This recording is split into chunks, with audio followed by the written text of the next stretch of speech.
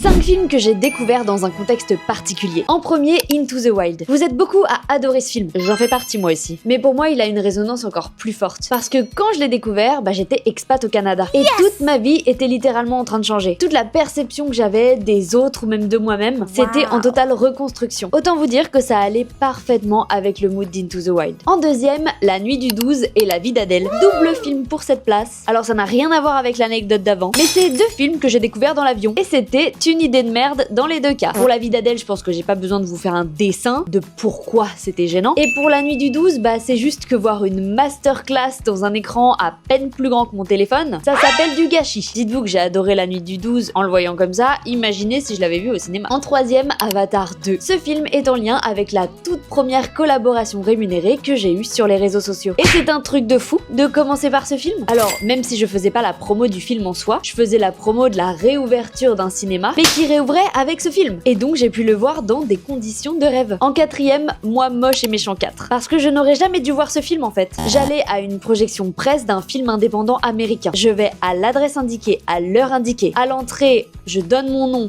on l'accepte. Je rentre dans la salle et là ça commence, c'est Moi Moche et Méchant 4. Ce qui est fou, c'est qu'en sortant, j'ai écrit à l'attaché de presse du film que je devais voir à la base pour essayer de comprendre ce qui s'était passé et cette personne ne m'a jamais répondu. C'était un traquenard, je pense. Et enfin, en cinquième, Chantons sous la pluie. Imaginez bébé Lala à 8 ans, devant l'écran géant d'un cinéma en plein air un été, qui découvre Chantons sous la pluie. Et à la suite de cette douce soirée d'été, elle n'aura plus qu'un seul objectif dans sa vie, faire du cinéma. Et toi, c'est quoi les films que t'as vus dans des contextes particuliers? Écris-moi ça en commentaire et pense à t'abonner.